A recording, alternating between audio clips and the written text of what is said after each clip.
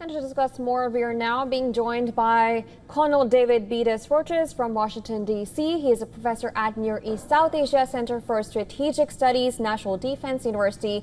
Thank you so much for joining us. Always a pleasure to have to talk with you. Thank you.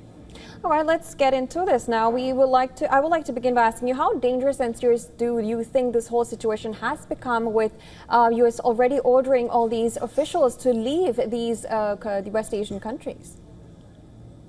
Well, it's a voluntary departure. So only in Baghdad have they ordered non-essential personnel to leave. That makes sense because that's the country where Iran has the greatest sway. There are a large number of state-funded militias in Iraq who are actually responsive to the orders of Iran. So that has always been a dangerous spot for us.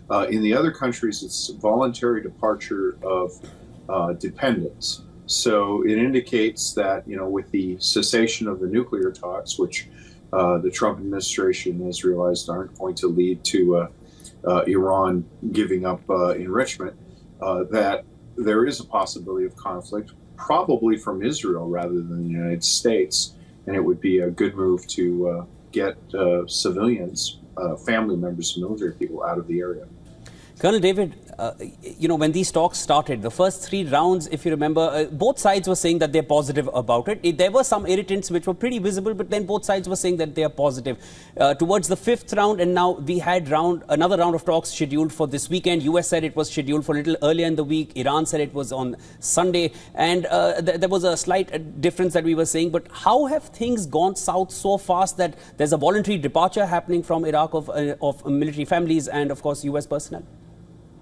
Yeah, so actually, that's not uncommon. So it was around the 3rd round that things started to go awry. Usually the first 2 rounds of talks, 2 or 3, are about determining what the format will be for negotiations and future talks, how people are going to do that, what issues, setting an agenda, things like that.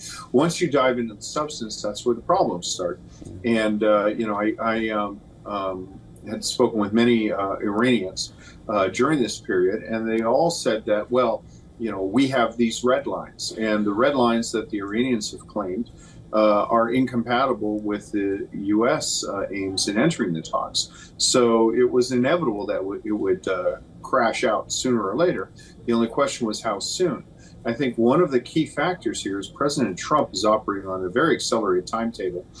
He's well aware that the Iranians hope to wait him out and get a president they think is easier to deal with, which in Trump's view is what happened the last time he was president. So President Trump, I believe, had a limited time for these negotiations to take effect, and then said, okay, we're going to, see what the Israelis can do and then maybe do something ourselves. Understood. And Colonel, would that mean that the talks which were upcoming in just a matter of a few more days, are they stalled now? Are these talks over? Should that be the conclusion one draws from this, or that's too early to say? It's too early to say. There's 2 possibilities. So one possibility is that having hit an impasse, these steps are being taken to show Iran that we're serious and that they better make some concessions. They've asserted a number of inviolatable principles, but a principle is only inviolatable until you have enough pressure and tension on you that, abandoning that is in your best interest. The other possibility is that this final meeting will just be say, okay, I'm sorry this didn't work out, and when we've done what we're going to do, you can come back and we'll start from a different baseline. Right, and I also want to ask you now, all these families and basically civilians, and you said these are voluntary, but these are like people evacuating from West Asia. Will that in any way impact U.S.'s influence in any manner in West Asian region with their all these evacuations going on? It has a possibility of doing so because what it does is it implies that countries which are dependent on foreign investment are not safe, foreign investment and civilian trade. But the other main driver in these countries is tourism. And given that it's June, we're kind of into the period when tourists don't really go to the Gulf. So the 2 countries that have the civilian departures, Kuwait and Bahrain,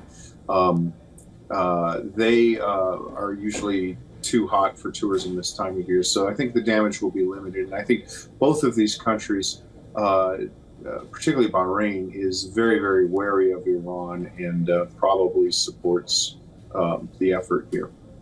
Colonel David, always a pleasure speaking with you. You've shed light on what may possibly happen as of now. Too early to call off the talks. We'll need to wait and watch what goes on between US and Iran. There's no official statement yet on what happens in the coming weekend, so we'll wait for that. Thank you so much for joining us. Always a pleasure speaking with you. It's an honor. Thank you.